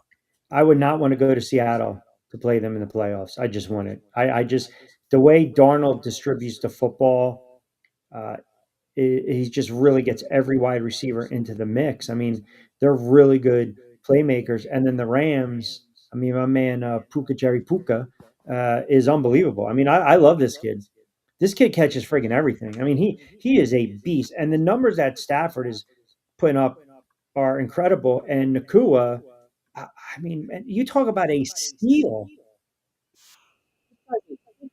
Draft pick, and he's turned into a Hall of Fame wide receiver. Yeah, they get him from BYU, and it was, you know, they got him at the right time. They were scouting him, and when he went to the combine, he didn't run as well, you know, and everybody's enamored with the top end speed and all that. You know, think of Golden coming out of Texas this year and he goes to the Green Bay Packers. But sometimes, you know, it's all about route running and hands, and he's so tough, you know, such a good hand catcher. You know what I mean? He's fighting Yeah, for every catch, yeah. and his routes are real smooth. So 7 catches this week on 11 targets, 157 career high, 2 TDs in this game. Devontae Adams, you know, he had a couple catches, but he was kind of quiet in this one. And then they found Blake Corum in terms of running the football, Kyron Williams. So now they have a running game that can complement Stafford. The Rams are extremely dangerous. I know everybody says okay, but they lost to the Panthers, but they seem to be on the right track, and it might be the NFC's number one seed. Yeah, and then you look at the NFC South, the division stinks. I mean, it's bad. Tampa Bay, they're not good. And by the way, you know, Igbuka, right? We were talking about this Yeah. kid as an all pro. Has anyone noticed that he's done absolutely nothing the last several weeks? I mean, he has been non-existent. He had the one game against New England. He's been non-existent. I know Baker's been banged up and hurt, but that defensive effort, there's no way you give up 24 to a bad Saints team. I mean, that's and the Saints that we were talking about quarterback position. Maybe they like this kid, Tyler Schoen, but I guess the question is right now, if you're Tampa and you're one and done, or God forbid you missed the playoffs and Carolina wins that division, is that it for Todd Bowles? Yes, I firmly believe that Ty Bowles is on a hot seat, and if they have this collapse that it looks like it's coming to, he definitely may be out there with the Glazer family that owns that team. And you know, Tyler Shuck, you definitely got to tip your cap to him. He was a dual threat for this game for the Saints, and it was raining out there, and he just had a lot of moxie in this game. So bad loss for the Bucks, and you're starting to wonder, okay, who's going to win that division? But whoever does, it's going to be one and done in terms Yeah. of playoffs. Stefanski names Sanders the starter going forward. For a kid that threw for 300 and something odd yards, a couple touchdowns, a nice, gorgeous touchdown late in the game, how do you explain taking the ball out of his hands when you're trying to go for 2 points? Like, I just don't get it. Yeah, I was like, what are you doing, Stefanski? You know, number one, they had him go for two when they should have just kicked extra point earlier and tied the Correct. And then game. Chase. And then they had to go for the two, which is all right. But this kid is playing extremely well. He's getting the ball to Judy and the tight ends, and he was making some plays out there. And then they bring Quinshon Junkins in, and I don't know if that was supposed to be a reverse, a pass. Like, what is that? And it just reminded me when I used to cover Andy Reid. We used to say he'd get too cute around the goal line. You know what I mean? Try to do all these different things instead of just lining it up and smashing it in there and moving on from there. So I think that's what happened. But Shador, you would like to see him get that opportunity to see if he could get to two and tie that game up. Do you also envision? So somebody asked me, is Sanders going to be the quarterback, going forward? Like, what does he need to do over the next 4 or 5 games? I said maybe he throws for 350 every game and 3 touchdowns, but ultimately, two things have to happen. Either you fire Stefanski and you're bringing in a head coach that says, I want to work with this kid, right? I'll name him the starter right now, which I know is very rare in the NFL in case they finish poorly and they're going to draft a quarterback, or you trade this kid and give him a fresh start. Like I don't see a scenario where Stefanski is the head coach next year and Sanders is on the roster, if that makes sense. It doesn't jive with me. Like one of them has to go. Well, Q, I would tend to think that, and he did name him the starter for the rest of And and he, and he was very this season, complimentary. right? But you always have to wonder as you come down the stretch, and every year is different. So as they move into free agency and everything, they have him under a contract, a rookie deal, so they'll keep him around. They'll keep Gabriel around. But Stefanski's on thin ice. I mean, you wonder could he have saved his job if they had won that game against Tennessee, and then it was just such an ugly loss at home. So I think you'll probably see Shador come back, and they'll bring in a veteran as well, and then they'll go from there. But Stefanski and Andrew Barry, the GM there, they may be on notice. All right, Monday Night Football tonight. You got a banged up Charger squad. You got a banged up real Eagles squad. Eagles making the West Coast trek. 2.5 is the number. You got Herbert, who's injured with that injury to his hand, his non-throwing hand. The running back for the Chargers isn't going to play. Obviously, the Eagles come in a little banged up as well. Those West Coast trips are tricky. They gave up a lot of yards to the Bears. They blew a 21-point lead to the Dallas Cowboys. Path for victory for the Eagles tonight is what? Yeah, they're riding a two-game losing streak, so they've got to find a way. I think they got to run the football. I think this is a Saquon Barkley game. This is a statement game where he needs to you know, show the Chargers. Mekhi Becton's on the other sideline. He helped him out a lot last year. He's got to show the Chargers and the Eagles that he can run the ball with effectiveness, and then that'll help Jalen Hurts. Jalen Hurts should not throw the football more than 25 times a game. They should lean on a run and then defensively try to get some turnovers. But we'll see if Herbert's even going to play.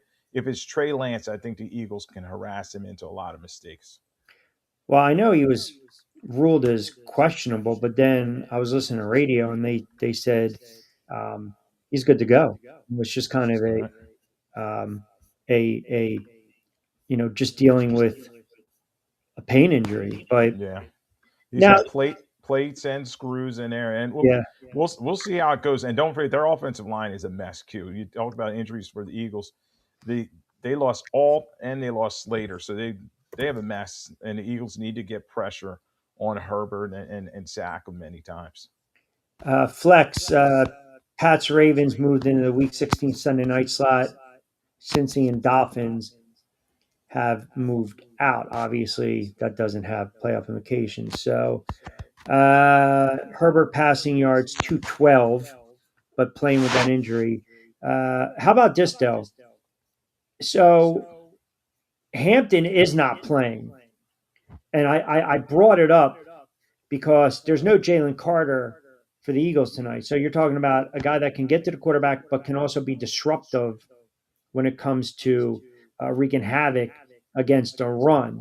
If you are the Chargers tonight and you know you got a banged up quarterback, I would think, even with the defense or the lack thereof of a pass rush for the Eagles, I think Herbert, it would almost behoove the Chargers to really try to get McConkey, get him in space, flank him out, put him in the slot. You still got Gadsden, you still got Allen. I mean, they've got some weapons. I think McConkey could be a matchup nightmare this evening. It's going to be interesting to see how they approach the Q. Obviously, the Eagles have Quinyon Mitchell, who they'll probably put on the best receiver for the Chargers. But then you got to wonder underneath with McConkey, with Gadsden. It's a tough matchup for the Eagles, and the Eagles got to get some pressure on the quarterback. The last couple of games, they've only got about 1 or 2 sacks each game. So the Chargers, as I said earlier, have had a lot of protection problems this season. So maybe the Eagles take advantage of it. Now, Phillips, I think he may be a game time. He has a concussion from last game.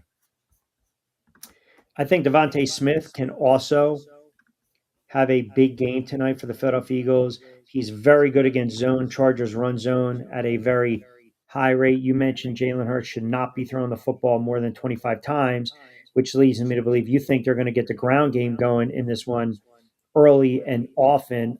It just has not been that type of season for Saquon. I mean, is this the night where we see a 12 to 13 touch game for Saquon and a 12 to 13 touch game for Bigsby?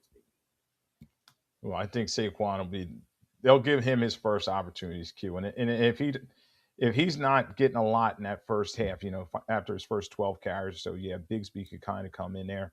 You'd like to see the Eagles do some more read option in terms of, Jalen Hurts, give him some opportunities to run the football because in the pocket he's had some difficulty this year. Let him get on the edge. How many carries do you foresee Saquon? Is this a 25 plus? I say at least 20. I say 20 touches. It may be 17 rushes and then 3 catches, but he's got to catch the ball better. Q. The last couple of games, he hasn't had a catch, so this is a big opportunity for Saquon. All eyes on him, and there's a lot of locker room talk involving him, so he's going to need to step up. The Just to give you the numbers on Saquon, he had 26 carries against Detroit, 22 carries against Green Bay, 22 carries against Kansas City, all wins. He had 6 against Denver, 12 against the Giants, 18 against Minnesota. They were 2 wins, 1 loss. I'm sorry, 2 losses, 1 win. 14 against the Giants, 10 against Dallas, 13 against the Bears. He's got 23 carries in 2 games, and his average per tote is 3.7. Now, which is interesting, 13 of 58 for 4.3 against Chicago, and obviously they went away from the ground game. I think Bigsby's going to get some more carries tonight. I also think this could be a good opportunity for Goddard in the seam. I just don't know, West Coast, they had to get out of Philly, you know, you know, kind of get rid of the noise. You get the W tonight. I feel like this is a must-win game for the Philadelphia Eagles because they need to just silence a lot of the critics. But even if they win 23-17, I still don't believe it's fixed their offensive issues. And I'm leaning towards them on the road because of the offensive line of the Chargers and a banged up Herbert, and they are laying 2.5. So, do you like the Eagles in this spot? Yes, Q. I like the Eagles in this spot. The Chargers are just so inconsistent. I remember watching them early this year in a win over Tennessee, and they just struggle, in terms of sticking to their game plan. The receivers they've dropped a lot of passes. Herbert's been under pressure, and then the defense, they have Henley back there and their safety Derwin James, but other than that, they really haven't had a lot. Maybe Mac, they're counting on him, but at his age, I mean, how much are you going to get from him? So the Eagles should be able to run the football first and then kind of move on from there, Q. But they got to find that rhythm. They can't move away from the running game and get too pass happy because you know how Hurts is. Once they get too pass happy, he could make some mistakes and force some passes to AJ Brown. Goes to Luca Brasi. Spike pick incoming? No. Michael says Broncos country. Let's ride. Man says I feel an Eagles victory, 20-16. That's low scoring, and it still does not fix their offensive issues. By the way, the total is 41.5. Let's flip the script. Let's say they lose, and now they sit 8-5. They've lost 3 straight. The offense struggles. They've got the Raiders and the Commanders Very winnable game, right? That gets them to 10-5, and then the Bills. I mean, look, they're going to be a playoff team. They're going to win a division. I guess the question is right now, presently constructed, Week 14 in the NFL. When you handicap the NFC, give me your top three teams right now in the NFC. Yeah, I mean it's tough, Q, because the Eagles beat some of these teams, but I think Green Bay is playing better than the Eagles now. So if I had to handicap it, I'd say it's the Rams, uh, Seattle, Green Bay, Eagles. You know what I mean? Wow. So okay.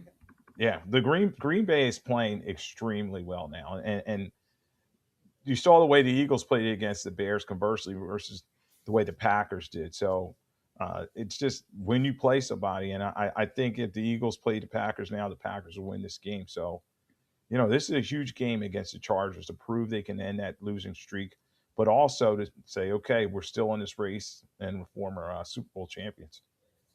Yeah. Scott chimes in. Q, think about this: is the joke that the Bears will be a 7 seed at 9-4, playing in a very hard division, while they're what crappy division for the Bucks 7-6 get a home playoff game for winning the division. Yeah, that's. I mean, that's you hate it, but it is what it is. I mean, you might have three teams coming out of the NFC North, but whoever wins that NFC South is going to host a playoff game, which is absurd. Yeah, I've never liked that rule. What was it? It was New Orleans that went to Seattle and Yeah, won that that was the game. beast mode Se- run, seven yeah, to nine. 7-9 team, and it can happen. On, you want teams to compete for the division first, but to make it important. But sometimes it just doesn't shake out that way. That the best teams all get into the playoffs. Are you going on earlier tonight because the game's on at 8? Angel and I were talking about it. Where we may switch it to Tuesday, Okay. just so the Eagles fans that listen to my show can also watch the game and yeah, we can lock in from there. But looking forward to a good game. But the Eagles, they need to start fast because the Eagles, once they get a lead, they usually play pretty well, and that can kind of dictate the pace of the game. Are you waiting for the game to end? Have you announced game ball and lackey or no? I do. I did an early version of it because I thought I was going to do my show tonight, so Okay. I'm going to stick with that. All So right. if you want to put a guess in, Yeah, yeah, there's yeah. some Of good course. I choices. love Some playing good this little. choices. I like playing this dicey game. I'm going to say game ball quarterback again. I don't think you gave it to Sanders. That's a losing effort. My son wanted me to for Sanders, but I said no. I can't give it to somebody who lost the game. Josh Allen's too obvious. Jordan Love. Obscure quarterback? No, Stafford again. it close enough, but it was Josh Allen. I had to give It it to was him. Josh Allen. Okay. Yeah, and these are two guys leading an MVP race at this time. It's coming down the stretch. I mean, 22, 28, 251, three TDs. He didn't have any picks this time, but he rushed for 78 yards, including that 40-yard touchdown. So yeah, he's incredible. I gave him my game ball. He's a fantastic quarterback. Lackey, did you give it to a defensive unit, a whole team, or a head coach or a player? I gave it to a player representing a team.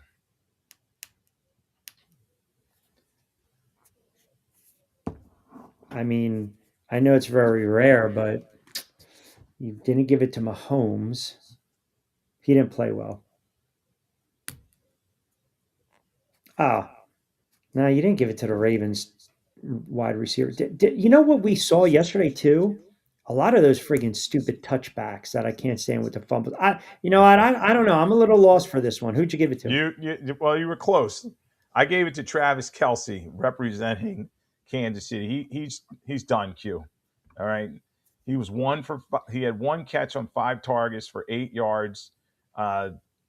That interception was just a killer, and you just saw he could not get open anymore. Knocked the ball in the air. The Chiefs receivers 6 drops in the game, including his. So yeah, I'm giving it to him.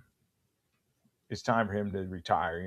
Go off and be famous or something. Oh, Do your your podcast or podcast. something. His Because numbers have really gone down over the he's last, yeah yeah. you know, you, I mean, he went from 110 catches to 93 to 97 to now 60. Yeah, he's I having mean, trouble getting open, Q, yeah, and you you get know, old, man. and everybody, these young guys aren't going to take any mercy on him. I mean, he took that huge hit Oh after no, he they knocked that cracked him. Are ball you down, kidding me? and you could see they're enjoying it. You know what I mean? Because he was a face of the NFL for a long time, but Father Time unbeaten. Yeah, Regina chimes in. Q, how about Kenny Pickett losing El Presidente a bunch of money? Yeah, I mean, I forgot. Yeah, he was in their quarterbacking. I totally forgot about. I still can't get over that. 24-14, man. Let's kick the field goal. I don't want to hear that's the right play. Uh, scripted, scripted, scripted. Shady, shady, shady. Pete Carroll should be investigated. He's done in about 3 weeks anyway. So. All right, don't forget you can follow Lloyd at Lloyd Vance. He'll join me later on the week, and of course when we drop a new edition of Back Your Play with Q, and of course his appearance from our good friends over at Fresh Roasted Coffee, 20% off. Use the promo code BYP20. So we are both leaning towards the Eagles tonight. Oh, we lost your. Oh, I think they'll clean it up, and it'll be probably a field goal win for them. But it's everything won't be cured, but a win definitely should help their cause. all right, brother. Don't forget at Lloyd Vance. We'll talk later on the week. Always appreciate you. And tomorrow, if you do a show, that's 8 to 9 on Sports Radio 1029 FM The Game. Appreciate you, pal. All right, Q. Talk to you. All right. There you have it. My guy, Lloyd Vance.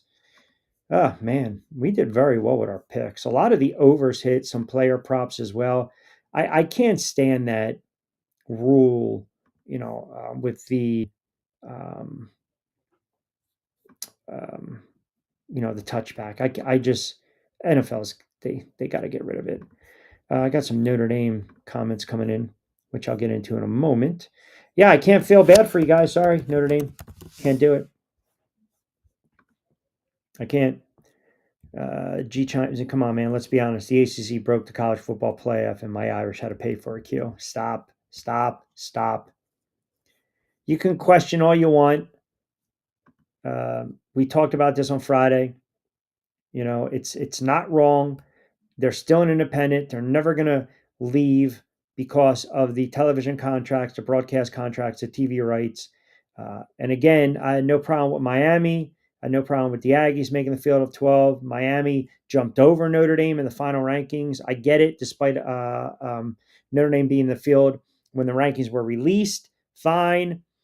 Neither team had a conference championship game to play before the official field was released. Fine. So the debate over Notre Dame and Miami, yeah, it's going to keep going on, blah, blah, blah, blah, blah, blah, blah. But guess what? Day, Miami gets in, Notre Dame doesn't, and I'm fine with that. All right. Last time out,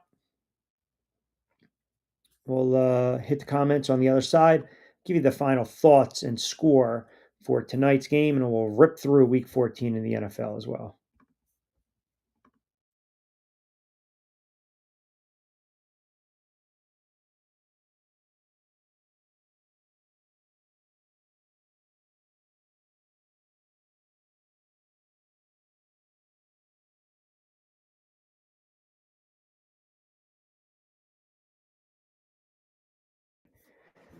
All right, couple minutes to play with. Let's rip through these games. Obviously, Thursday Night Football, Lions offense woke up against the Cowboys 44-30. Stafford played a very clean game in that one. Seattle all over the Falcons. I love what I'm seeing from this team. Darnold, 3 more touchdown tosses, having a fantastic season.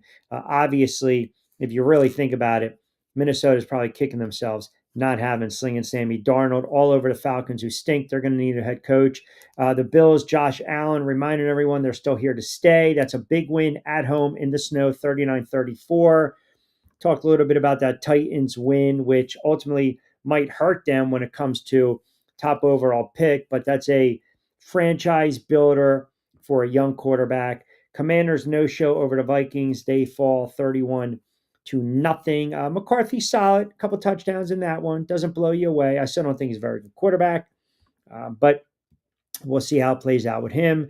Down year for the Commanders, who are now 3-10 after making it all the way to the NFC Championship last season before falling to the Eagles. Dolphins all over the Jets, 34-10. Aaron Glenn, it'll be shocking if he survives this season. They've got no quarterbacks to speak of. whether it's Taylor, Fields, benched, hurt, then you go to the other kid, banged up, doesn't get it done. Miami, 24 better than the Jets. Saints, one of their best wins of the season, 3-10 now. That's a bad loss for Tampa. That's back and forth with Carolina in the NFC South. Colts lose Daniel Jones and pretty much their season. They fall to Jacksonville 36-19. Steelers sneaking by the Ravens on a couple of blown calls by the refs and some bad play calling late by Baltimore. But that's a gut check win for Pittsburgh. I don't believe they're a deep playoff team, but nonetheless put themselves for the moment in the driver's seat in the AFC North. The Broncos win again. They just handle their business. Ridiculous winning streak. 11-2 now for Denver, 24-17 over the Raiders, who fall to 2-11. The Bears fall to the Packers, 28-21. Nice game from Love, good game from Williams. Kind of an old school NFC North battle. Two good-looking young teams that will most likely be in the playoffs. I think the NFC North will get two, and the Lions might be on the outside looking in. The Rams, Stafford, the offense, they continue to roll 45-17. Brissett kind of taking a step back with the Cardinals. They might be looking for a young quarterback as well, as opposed to a bridge. They are 3-10. They'll have a top 10 draft pick come April. And then the Texans, one of our strong plays on Friday, outright over the Chiefs, 20-10 for all intents and purposes, ending the Chiefs dynasty. I mean, that playoff run is done. The 9 straight winning AFC West titles is done, and they're going to have to regroup. And the Texans and their defense, very impressive last night. This might be the game tonight where they do give Saquon the 25-plus touches, see if he can kind of regroup, maybe jumpstart the offense late for the Philadelphia Eagles. They're on the road. They're laying 2.5. Chargers are banged up. Eagles needed to get away. You don't have to worry about bad weather conditions out there in San Diego. It'll be gorgeous out there. Prime time, they usually play very well. A couple extra days to prepare, to rest, to regroup. I do like the Eagles in this spot. I think it's a 21-17 game. I think they'll get a sack, maybe a pick late to preserve the win. Look for Barkley to get 23 to 25 carries in this game, and probably a tough 95 to a buck 15. 95 to a buck 15. And I think they're going to be able to get Smith into the mix. We talked about how he fares against that zone coverage. And obviously the Chargers like to go a little more zone strong suit for them. But give me the Eagles 21-17. I'm going to say Saquon, a buck 5 on the ground. All right, got to start wrapping up. Excellent stuff from Lloyd Vance. Great stuff from you guys. As always, do not forget we're part of Coastal Sports Digital Network, SR 1029 FM The Game, which is also home to the Odyssey app. You can download on Q as well on the YouTube channel, but if you download the app, Coastal Sports Digital Network, from the Odyssey app and search Coastal Sports Digital Network, let me be clear, download Odyssey app, search Coastal Sports Digital Network. You will find on Q Monday to Friday, 4 to 6 Eastern Time, live for 2 hours. Check out the YouTube channel at Rich Q on Q. Follow me, as always, on social media, X, and of course, IG, at Rich Q on Q, TikTok, Rich Q on a mic. We will be back in the saddle tomorrow. We'll go Eagles, Chargers heavy. We'll get in a little more of the college football debacle, mix in a little hot stove baseball Hall of Fame debate topic as well. Later on in the week, a little NBA, and then we'll get you set for week 15 in the NFL starting right around Wednesday and Thursday. We'll drop a new edition of Back Your Play as well, which can now be heard on NY48 WWON. And you can also get a new episode of Overseas Dimes, my Hoops podcast, which is on the YouTube channel, and that airs on channel 82 in Bermuda. Had a great conversation with Jalen Wimbley today. He plays over in Australia. He's lighting it up. Real good spot. Very humble kid. So definitely check that out. I'm also going to post highlights from the Rodriguez-Lamana fight that was in Bally's on Millions that I caught on Saturday. For a local fight, one of the best fights I've ever seen in my life. Lamana got cut in the fourth, got dropped in the fourth, comes back, drops Rodriguez in the fifth, and then wins it.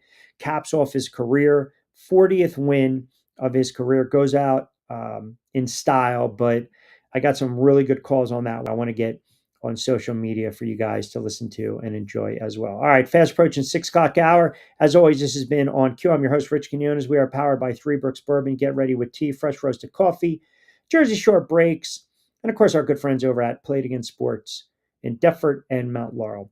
Have a wonderful Sports Monday. Enjoy the Monday Night Football. Enjoy the Eagles and the Chargers. We will do it again mañana at 4 o'clock straight up on a Tuesday. Busy show tomorrow. A lot more NFL, a little hot stove baseball, and obviously we'll get into a little NBA. As always, I'm Rich Quinones. Be safe, be sound. We will talk to you mañana at 4 with another edition of On Cue. Hasta luego, buen día.